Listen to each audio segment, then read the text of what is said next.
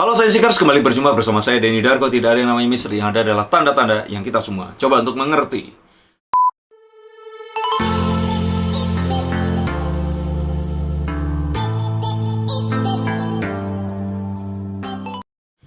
Herd immunity. Di spellnya Hotel Echo Romeo Delta, immunity-nya imunitas, dan ini adalah dua kata, sebenarnya satu kata karena ya itu satu istilah yang lumayan dicari oleh orang pada tanggal 23 Maret 2020 kemarin, menimbulkan beberapa kegaduhan. Dan in case kalian semua belum tahu tentang apa ini, saya akan jelaskan, tapi lebih enak kalau saya juga ceritakan saya ini dapat dari mana. Saya dapat dari unggahan di Facebook dari Ustadz Randy Saputra. Jadi dia ini sebenarnya beberapa hari sebelum mengunggah ini, dia tuh mengunggah satu unggahan tentang herd immunity. Jadi kalau mau dicari, namanya Randy Saputra, Romeo Echo, November Delta, Yankee, Saputra biasa. Di tulisan sebelumnya itu dia tulis herd immunity dan konsekuensi. Maju mundur saya mau nuliskan ini sudah sejak 2 hari lalu, takut disalahartikan karena teori dan pilihan skenario ini berat. Nampaknya nggak ada pilihan lain. Maksudnya dia akhirnya menulis ini. Jadi kemarin saya nggak memproduksi tulisan apa-apa, diam, banyak diskusi dengan seorang mahasiswa doktoral di Universitas Pisa, Italia. Diskusi juga dengan sahabat yang lagi nemenin istrinya S3 di Belanda. Bincang juga dengan dokter yang lagi ambil subspesialis di Kobe, Jepang. Kesimpulannya sama, herd immunity. Nah, dia bahkan menulis ini. Sebelum saya menuliskan skenario ini, saya izin menyampaikan disclaimer dulu. Saya orang awam, bukan ahli apa-apa. Jadi dia tuh cuman menyampaikan hasil dari diskusi dengan orang-orang yang memang pembelajar itu. Nah, ini dia jelasin tentang latar belakang pendidikannya, sempat kuliah di engineering. Jadi dia bilang cuman sempat doang. Jadi tulisan saya boleh dikritik karena saya bukan virolog, bukan dokter klinis atau expert di bidang corona. Jadi dalam membaca tulisan saya jangan begitu percaya tulisan orang awam biasa aja. Ini silahkan ditulis, tapi basically dia itu cerita bahwa sebenarnya kalau seandainya masyarakat ini nggak bisa dikasih tahu, nggak bisa dihimbau untuk social distancing dan physical distancing, maka yang terjadi itu mau tidak mau itu adalah herd immunity. Nah, herd immunity itu apa? Saya akan jelaskan lagi, tapi intinya tulisan ini panjang, saya nggak akan bacakan. Kalian kalau mau lihat cari aja di Facebook Randy Saputra. Yang belum punya Facebook dan mainnya cuman Instagram aja, coba lihat ke Facebook. Ini lebih penting daripada kalian pamer kehidupan karya kalian. Ada banyak informasi, tapi juga harus hati-hati di situ isinya apa aja. Nah, tapi akhirnya terjadi kegaduhan. Jadi dia akhirnya menulis artikel yang berikutnya itu, unggahan berikutnya sih lebih tepatnya. Dia bilang, alhamdulillah gaduh. Plus yang copy tulisan saya di WA ngedit sudah saya duga sampai pagi ini masih bergerak tulisannya. Yang kenal saya pasti akan ngerti maksud saya sedari awal itu apa. Jadi beliau ini adalah pro kaidah dari Amr bin As yang mensolusikan wabah di Amwas agar kaum muslimin berpencar. Jadi sepertinya beliau ini mengangkat satu cerita saat kaum muslimin zaman dulu, di zaman Rasul itu ditimpa sebuah wabah, dan memang untuk agar mereka ini bisa menyelesaikan itu, mereka harus berpencar, nggak bersatu dan malah saling menularkan. Kira-kira seperti itu. Sedari awal saya praktekkan social distancing, cancel belasan agenda, bahkan tidak memutuskan kembali ke Jawa setelah rame-rame COVID-19 di Jakarta akhir pekan lalu. Nah, intinya adalah beliau ini mencoba untuk membahas tentang apa itu herd immunity, tapi bahasanya kayaknya terlalu ini, harus melihat unggahan-unggahan sebelumnya, jadi agak rumit. Jadi saya akhirnya carikan yang kira-kira akan sesuai dengan apa yang dicari. Jadi saya akan ambilkan satu unggahan dari tirto.id. Penulisnya adalah Aditya Widya Putri. Saya pikir cowok, ternyata cewek. Mbak Aditya Widya Putri atau Ibu. Nah, diunggah di 3 April 2020, itu akhirnya belum seminggu yang lalu, dan judulnya nggak main-main. 16 juta orang akan mati jika herd immunity alamiah diterapkan.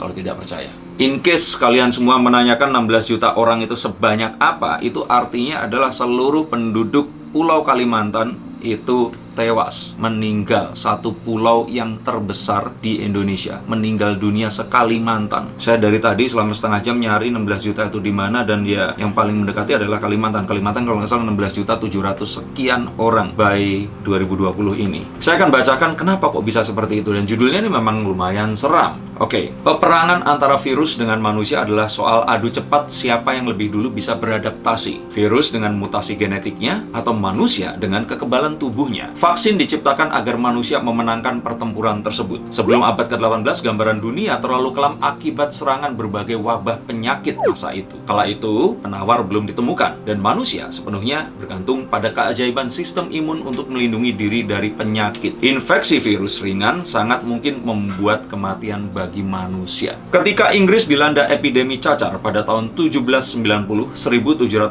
sebanyak 30% orang meninggal akibat penyakit menular itu, terutama anak-anak. Artinya sepertiga penduduknya meninggal dunia, terutama anak-anak. Mereka yang sembuh harus rela kehilangan penglihatan atau memiliki bekas luka di seluruh badan. Kondisi Inggris saat itu mungkin lebih buruk dari hari ini ketika dunia menghadapi COVID-19. For your info, saya belum pernah kena cacar air. Mungkin karena saya pernah diimunisasi waktu saya kecil. Nah, ilmu kesehatan masih sangat terbatas dan belum banyak obat ditemukan untuk kasus penyakit akibat virus. Temuan vaksin oleh seorang dokter Inggris bernama Edward Jenner pun tak mampu meredakan wabah karena uji cobanya dianggap nggak etis. Ketika wabah cacar tengah merebak, Jenner melakukan percobaan kontroversial yang justru membuka gerbang ilmu pengobatan modern. Mengamati anomali pada pemerah susu sapi. Karena dampak cacar pada mereka ini paling banter hanya serupa efek kemerahan di badan. Jadi kalau orang lain itu udah bentol-bentol dan meninggalkan bekas luka, kalau pernah sakit cacar pasti ngalamin. Ini mereka cuma bentol-bentol kayak digigit nyamuk nih. Kalau diceritakan di sini saya membayanginya ya.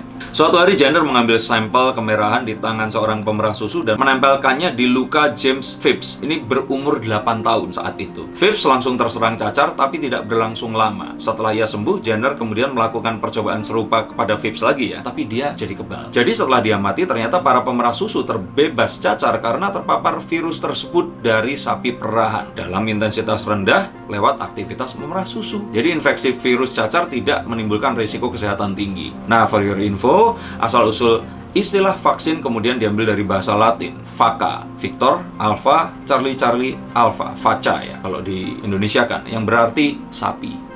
Tubuh manusia sejatinya memiliki mekanisme unik untuk menangkal berbagai patogen berbahaya seperti virus, bakteri, jamur, dan parasit. Respons imun punya fase bawaan dan adaptif untuk menangkal patogen. Seperti dilansir dari laman Nature ini kayaknya satu web lagi, patogen menginvasi tubuh lewat luka terbuka atau mukosa. Ketika sudah masuk ke dalam tubuh, patogen akan berbanyak diri dan memiliki misi untuk merusak sel dalam tubuh alias membuat penyakit. Namun mereka akan dihadang oleh makrofag. Makrofag ini apa? Ini adalah sel pada jaringan di darah putih. Sebagai garda terdepan penjaga tubuh, makrofag kemudian mengundang bala bantuan, namanya neutrofil. Tentara imun lapis kedua ini, si neutrofil ini, bertugas mencegah patogen membuat kerusakan lebih lanjut seperti infeksi dan penyakit. Jika peperangan masih sengit, maka sel dendritik yang sedari awal mengawasi jalannya perang akan memanggil pasukan tambahan berupa antigen. Kemudian sel T dan sel B maju ke medan perang melawan patogen. Mereka memproduksi senjata berupa antibodi untuk melumpuhkan tubuh. Sel T itu bentuk selnya memang kayak huruf T, dan kalau B itu kayak angka 8 seperti itu kalau nggak salah. Ketika para tentara ini menang melawan musuh, sel tubuh yang mati akibat perang tumbuh kembali. Sementara sel imun yang sudah selesai bertugas akan membunuh dirinya sendiri. Tapi mereka meninggalkan sel memori yang merekam ciri-ciri musuh, sehingga sel memori ini akan mengenali dan membunuh musuh yang sama di masa mendatang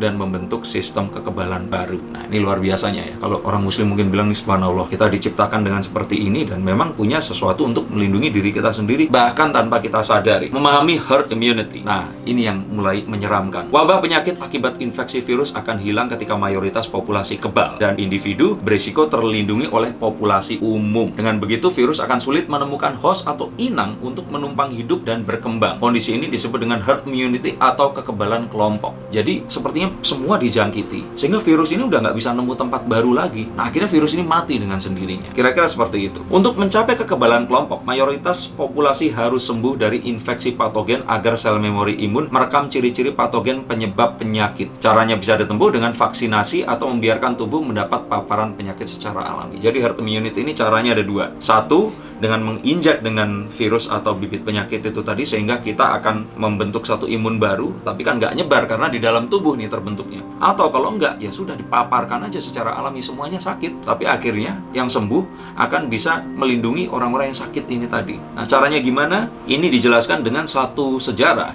Ketika pandemik flu tahun 1918 atau familiar disebut dengan flu Spanyol, dunia pernah dengan terpaksa menjalani langkah alami membentuk herd immunity. Penyakit ini dipicu oleh infeksi virus influenza. Terjadi dari Maret 1918 hingga Juni 1920, 2 tahun. Sekitar 500 juta orang atau sepertiga populasi dunia terinfeksi virus ini. CDC, ini Badan Mengendali Penyakit di Amerika, memperkirakan jumlah kematian mencapai 50 juta di seluruh dunia. Can you imagine? Tidak ada vaksin, upaya pengendalian terbatas pada isolasi, karantina, atau sebagainya, sehingga menjaga kebersihan, memakai desinfektan, dan pembatasan itu pun tidak merata, tulis CDC. Kekebalan kelompok dari infeksi alami beresiko menimbulkan sakit parah, bahkan kematian. American Heart Association bahkan mengatakan pemulihan infeksinya memakan waktu lama hingga hitungan bulan, bahkan tahunan, dan bayangkan berapa banyak negara harus menanggung kerugian dengan menempuh cara seperti ini. Penyebaran infeksi ke kelompok berisiko tinggi tidak bisa dibatasi. Beberapa orang yang terinfeksi akan mengembangkan penyakit sangat parah dan sebagian akan mati, ungkap Paul Hunter, seorang profesor kedokteran dari Universitas East Anglia, Inggris. Sebaliknya, vaksin meminimalisir risiko tersebut karena patogen telah dilemahkan, diuji coba, dan terjamin aman. Dengan vaksinasi, penyebaran infeksi kepada kelompok berisiko bisa ditekan dengan memilih kelompok kuat untuk dijadikan populasi kebal. Namun perlakuan ini nampaknya belum bisa diterapkan untuk kasus COVID-19 karena vaksinnya belum ditemukan. Dan ya 1 tahun ke depan ya belum ditemukan juga ini. Nah, yang berikutnya adalah tentang kekebalan dari infeksi alami bukan pilihan. Populasi untuk kekebalan kelompok pada tiap penyakit berbeda persentasenya. Sebagai gambaran, salah satu penyakit menular, 1 orang dengan campak bisa menginfeksi 20 orang lainnya. Jadi, jika ingin mencapai kekebalan kelompok, maka cakupan target vaksinnya harus mencapai 95% yang dibuat sakit. Kemudian gondongan. Meskipun relatif jinak, setiap orang dengan infeksi gondongan bisa menularkan virus kepada 10 hingga 12 orang lain. Kekebalan kelompok kalau gondongan bisa dibentuk asal 92% populasi itu kebal. Nah, sekarang pun gondongan udah mulai jarang, orang-orang yang lehernya besar itu. Sementara flu rata-rata hanya menginfeksi 1,3 orang, sehingga kekebalan kelompoknya cukup hanya 25% saja. Nah, infeksi SARS-CoV-2 pada 1 orang, ini COVID-19 ini, diperkirakan dapat menular kepada 2-3 orang lainnya. Rata-rata algoritma kekebalan kelompok dengan mencapai 50 hingga 67% populasi. Artinya, dengan jumlah penduduk 271 juta jiwa, ini proyeksi 2020 ya, Indonesia perlu membuat 182 juta rakyatnya terinfeksi untuk membentuk herd immunity. Artinya 180 juta orang harus terinfeksi COVID-19. Berdasarkan data Badan Pusat Statistik atau BPS, jumlah penduduk lansia di Indonesia berkisar 10%. Jadi 180 juta itu kena COVID-19. 10%-nya jadi berapa? Dengan asumsi tersebut, pemodelan kelompok rentan yang harus mendapat penanganan khusus mencapai 18,2 juta jiwa. Jumlah tersebut belum ditambah kelompok rentan lainnya yang memiliki penyakit bawaan seperti hipertensi, diabetes, kanker, HIV, dan sebagainya. Sementara jika dihitung dari persentase kematian akibat COVID-19 sebesar 8,9%, maka Indonesia akan kehilangan sekitar 16 juta jiwa dari total 182 juta jiwa yang terinfeksi. Itu artinya kemungkinan besar adalah kakek nenek kalian, bapak ibu kalian, atau ini ibu-ibu yang nonton usianya udah di atas 60, sudah beli tanah pemakaman, bisa jadi Anda juga kena. Dan orang-orang di sekitar kita. Karena kalau memang herd immunity ini dilakukan, saya kira Presiden nggak akan setega itu. Tapi kalau seandainya memang ini terpaksa dilakukan, kebayang, 1 Kalimantan kosong. Terus ibu kota, mau siapa yang ngisi? Nah, jika diasumsikan serupa wabah flu Spanyol yang datang dalam 3 gelombang, maka tiap gelombang COVID-19 bisa memakan korban meninggal lebih dari 5 juta orang. Ini sebanyak penduduk Singapura. Jadi kalau dibagi jadi 3 gelombang, se-Singapura, Thanos seperti itu, tapi nggak setengah. Semua orang Singapura mati. Tentu kita tidak mau statistik tersebut menjadi kenyataan. Dari sudut pandang epidemiologis, tingkat infeksi COVID-19 harus diturunkan setara flu. Ini idealnya, sekitar 1,3 orang. Langkahnya dilakukan dengan menciptakan jarak interaksi dan mengurangi kontak, sehingga jumlah orang yang terinfeksi bisa ditekan. Pola interaksi semacam ini harus terus dipertahankan sampai wabah usai atau vaksin ditemukan. Tapi kan nggak mungkin. Ketika saat itu tiba, kita bisa merayakan dengan kembali bekerja bersama keluarga atau sekedar nongkrong bersama teman. Artinya apa? Jadi kalau saya lihat ini, saya juga nggak tahu ini kartu tadi ini muncul terus. Artinya kita harus lihat dari perspektif yang berbeda. Kita nggak bisa terus seperti ini. Memang seakan-akan di luar itu udaranya lebih cerah.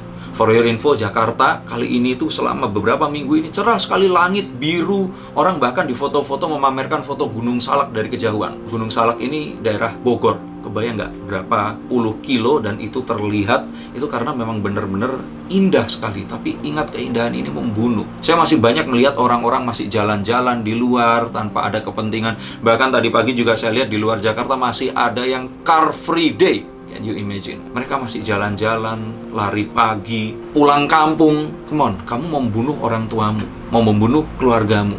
Kalaupun iya, ya sudah, jangan bunuh orang tua orang lain. Coba stay at home kecuali memang memerlukan atau harus melakukan sesuatu. Mau bagi-bagi makanan di luar, silakan, tapi harus safe. Tapi kalau nongkrong-nongkrong, ketemu temen, ngobrol, nanti saat ini semua sudah selesai, kita bisa melakukan itu. Pilih nongkrong sekarang, atau kemudian nanti kita akan kehilangan orang-orang yang kita sayangi. Nggak ada orang yang harus kita sungkemi lagi saat nanti kita lebaran. Sekali lagi, bayangkan Kalimantan penduduknya mati semua. Itu yang akan terjadi jika kita masih ngotot keluar rumah, nggak social distancing, nggak physical distancing, dan terus saja melakukan aktivitas sehari-hari. Masih ngegame di tempat main, atau mungkin masih belanja di pasar, ketemu tetangga malah ngobrol dan sebagainya, tidak menggunakan penutup mulut dan sebagainya. Bayangkan hal tersebut akan terjadi. Mungkin kita akan berpikir kalau seperti sekarang ini semuanya kayak aman dan santai, tapi hati-hati. Italia pun seperti itu. USA, Amerika pun seperti itu. Dalam herd immunity kita harus menjaga orang-orang yang paling rentan terkena penyakit. Mereka ini manusia juga, dan mereka berhak untuk melanjutkan hidup dan tidak mati konyol karena kecerobohan kalian semua. Harapan kita sih herd immunity ini nggak harus terjadi. Karena kalaupun ini terjadi, nggak ada satu orang pun yang tega untuk melakukan ini. Tapi jika kalian semua tetap ngotot melakukan itu, maka memang yang akan terjadi adalah 16 juta orang akan mati. Satu pulau Kalimantan orang-orangnya akan mati semua. Dan kita nggak pengen satu orang pun mati konyol hanya karena hal seperti ini. Harapannya kalaupun kita semua terjangkiti, kita akan cukup sehat untuk mengalahkan virus itu tadi, membangun imunitas yang akan kuat, sehingga kita semua harapannya tidak terlalu lama lagi akan bisa terhindar dari semua wabah COVID-19 ini. Coba untuk googling lebih banyak lagi, membaca lebih banyak lagi, dan memilah-milah informasi, tidak hanya yang menakutkan. Jika memang sesuatu itu menakutkan, pasti ada cara untuk mengalahkannya. Dan saat ini, cara mengalahkannya adalah kita bersama-sama, bukan untuk saling berdekatan, tapi bersama-sama untuk saling menjauhi. Ini pesan yang harus kita sampaikan ke sebanyak mungkin orang dan sebanyak mungkin teman-teman yang ada di sekitar kita. Harapannya dengan seperti ini semuanya akan segera terlalui. Sebenarnya kalau kita mau tanpa diperintah oleh pemerintah pun, kita diam di rumah selama 14 hari, seharusnya ini semua akan bisa selesai. Indonesia ini ada banyak sekali suku, banyak sekali pulau, dan untuk teman-teman yang membandingkan Korea seperti ini, di Jepang seperti ini, di Taiwan atau di mana seperti ini, ingat bahwa mereka semua satu suku. Mereka punya look yang sama, mereka ras yang sama, dan mereka nurut sama pemerintahnya. Kalau kalian, saya Denny Darko, semoga ini semua bisa membuka mata kita. Banyak hal yang memang tidak enak dan menyakitkan untuk diberitahukan, tetapi ini harus saya beritahukan, dan agar itu tidak terjadi, saya butuh kerjasama kita semua agar kita bisa terhindar dari ini semua. Terima kasih, salam.